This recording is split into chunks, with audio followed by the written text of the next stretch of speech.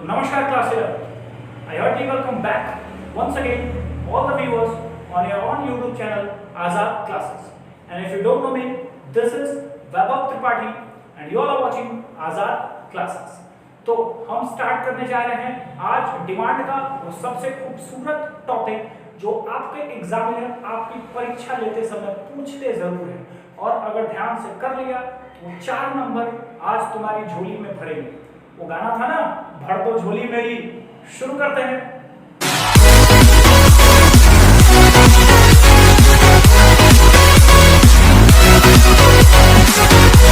तो चलिए भैया, बड़ी गर्मी है और इस गर्मी में हम भी अपना काम शुरू करते हैं।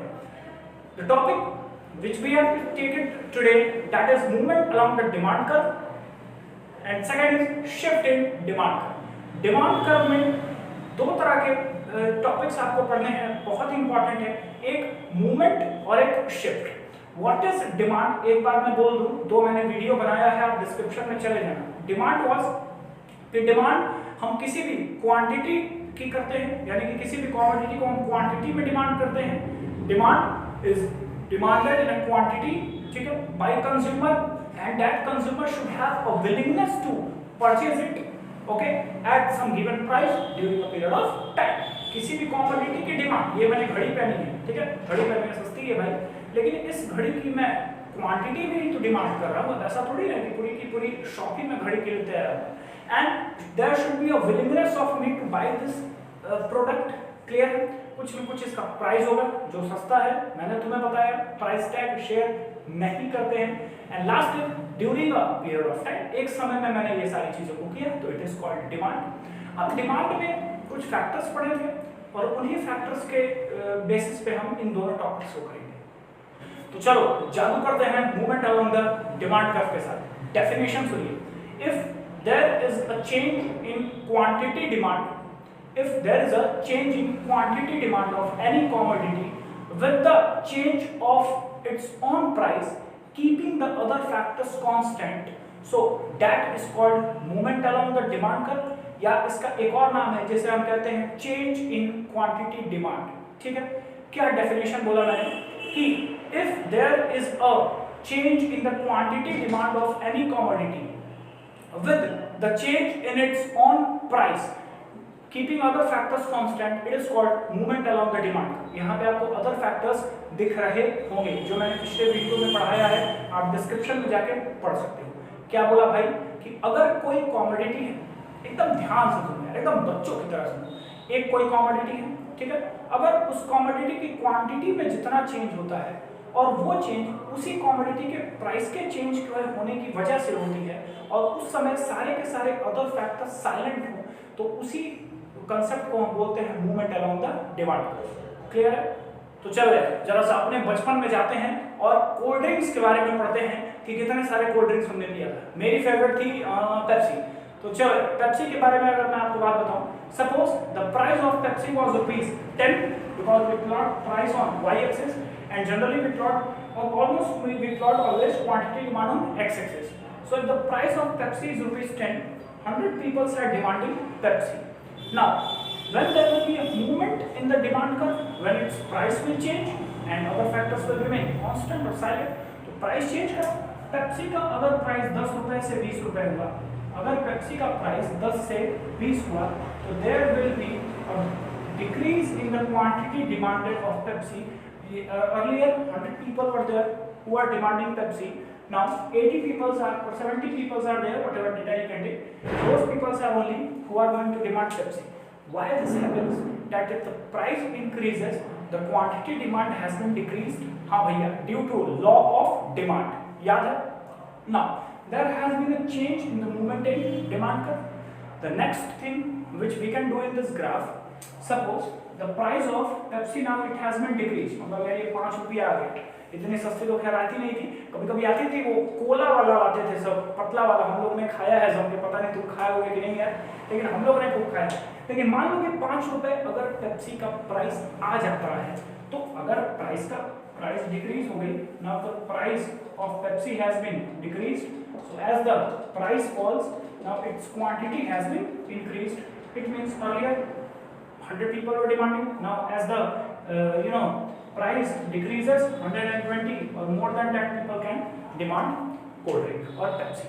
तो है यहाँ पे डिमांड कर्व के मूवमेंट में आपको स्लाइट चेंजेस देखने को मिला। जैसे ही प्राइस इंक्रीज किया पेप्सी का, क्वांटिटी डिक्रीज हुई, और जैसे ही प्राइस डिक्रीज हुई क्वांटिटी इंक्रीज हुई। ये तो आपको देखने को मिला है। साथ ही साथ अदर फैक्टर्स का कोई रिलेशन नहीं है। पेप्सी की क्वांटिटी में चेंज सिर्फ और सिर्फ भैया पेप्सी के प्राइस के चेंज होने की वजह से है। अब यहाँ पे आपको मूवमेंट दिखा रहा है, दो मूवमेंट, ठीक है। पहला this is upward movement and this upward movement is called contraction along the demand curve, and second one it is here downward movement. This is downward movement because as the demand has been expanded, so this is called as an expansion along the demand curve. Expansion का मतलब की चीज है जो expand हो रही है, तो डिमांड एक्सपैंड हो रही है कोल्ड ड्रिंक की, पेप्सी की। रीजन पेप्सी का प्राइस कम हो गया, सिंपल है भाई। और यहाँ पे कॉन्ट्रैक्शन ऑफ द डिमांड कर, डिमांड कॉन्ट्रैक्ट हो रहा है, कम हो रहा है। रीजन क्या है? क्योंकि पेप्सी का प्राइस थोड़ा ज़्यादा बढ़ गया है। नोट करो, आते हैं शिफ्ट इन डिमांड कर्व के साथ। तो चलो यार आधा आधा काम जो बचा हुआ है उसको खत्म करते हैं। शिफ्ट इन डिमांड कर्व क्या है? अगर मैं यूँ कहूँ आपको कंसेप्ट समझाने के बेसिस, क्योंकि यार किताबें हैं, सब कुछ है, लॉकडाउन का पीरियड है, आप खुद भी पढ़ सकते हैं, लेकिन फायदा क्या है अगर आप टीचर से पढ़ो और आपको समझ में न आए तो कंसेप्ट में बात करो तो ये जो डिमांड चैप्टर में आपका मूवमेंट अराउंड द डिमांड है, चाहे shift in demand, basically demand change हो रही है कमोडिटी की, और कमोडिटी की डिमांड अगर कुछ अदर फैक्टर से चेंज होती है तो वो शिफ्ट इन डिमांड है।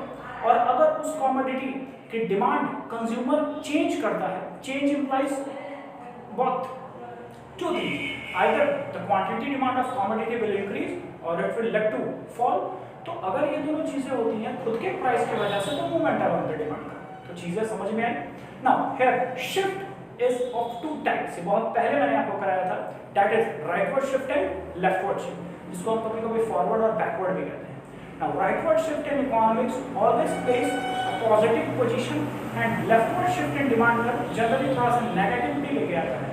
तो आइए समझना चालू करते हैं। डेफिनेशन बनेगा sir, if there is a change in quantity demand of any commodity due to the change in other factors, so it is an example of shift in demand. आपको other factors board पे दिख रहे हैं। सबसे पहला other factors जो है that is price of related goods. Related goods याद है जो इसमें हम टी और कॉफी का एग्जांपल लेते थे। तो चलो अगर हम इससे स्टार्ट करें, so this is the demand curve and suppose it is a demand curve of tea, it is a demand curve, यहाँ पे quantity मैंने टी ले लिया है and hence the price of coffee increases, related goods price जो है वो coffee का increase कर गया। now if the price of coffee will increase, तो कॉफी का substitute टी है, तो अगर कॉफी का प्राइस पहले ही ज्यादा रहता है और मार्केट में इंक्रीज कर गया तो हम डिमांड जनरली क्या है टी की बढ़ा देंगे। So demand of tea will increase and this will lead to the rightward shift. There will be a shift in demand curve from DD to D1, D1. ठीक, और कॉम्प्लीमेंट्री की अगर मैं बात करूँ तो इस पे भी हमने एग्जांपल किया हुआ है। भारत में चाय और चीनी दोनों का कॉम्बिनेशन बड़ा लाजवाब होता है और इन दोनों पे हमने कॉम्प्लीमेंट्री गुड्स के बारे में जिक्र किया हुआ है। Now, if the price of sugar has been increased, so generally there may be less demand for tea. So at that time there will be leftward shifting demand curve from DD to D2 to D2. Other factors की और अगर मैं चर्चा करूँ तो third one is income of consumer. If the consumer's income increases, he starts purchasing more goods. So hence there will be always a positive slope in with relation to the income and demand. Income बढ़ेगी, demand बढ़ेगा और उस समय rightward shift होगा। अगर income दुर्भाग्य से किसी भी पर्सन की डिक्रीज हो जाती है तो डिमांड उस कमोडिटी की फॉल हो जाएगी। Fourth one is taste and preference, समझ गए? हाँ, जिस ओर टेस्ट एंड प्रेफरेंस जाएगा डिमांड बढ़ेगी, टेस्ट एंड प्रेफरेंस नहीं जाएगा डिमांड नहीं बढ़ेगी। लेटेस्ट एग्जांपल पबजी चल रहा था, लोग डिमांड कर रहे थे, है कि नहीं? टेस्ट एंड प्रेफरेंस की आज करके जो यंगस्टर्स हैं उनकी टेस्ट एंड प्रेफरेंस उस ओर जा रही थी तो डिमांड बढ़ रही थी। ठीक है, अब यार गवर्नमेंट ने बैन कर दिया, मोदी जी गुस्सा हो गए, बैन कर दिया, कब तक तुमको झेलेंगे नालायक को, पढ़ना तो है नहीं। तो बेसिकली हुआ क्या कि उन्होंने गेम को बैन कर दिया और उसके बदले में कुछ फौजी के क्या कुछ ऐसा कुछ निकला था शायद गेम, तो अब उसकी डिमांड बढ़ रही है। बात समझ में आ रही है? Where there will be a taste and preference of any customer, the demand for that commodity will move in that proportion or in that side. तो अगर टेस्ट एंड प्रेफरेंस किसी भी कमोडिटी को लेके ज्यादा है there will be right version, कम है तो लेफ्ट वर्जन। क्लियर? तो इसी तरह से हम और भी अदर फैक्टर्स को डील कर सकते हैं कि अगर यहाँ पे अदर फैक्टर्स की वजह से डिमांड बढ़ती है तो there will be a right version, अगर नहीं तो there is a left version. और मूवमेंट अलोंग डिमांड कर्व पे भी हमने आपसे बातें की। तो that was it guys from this video. Hope you like the video and if you like तो शर्माना नहीं आया, hit the like button, do comments and share this video that आपके कुछ दोस्तों की, पबजी वाले दोस्तों की भी मदद हो सके। So as this is Vaibhav Tripathi, you are watching Azad classes. Session खत्म करते हैं, नेक्स्ट वीडियो जल्दी आएगा। टिल देन लाल वाला दबाओ।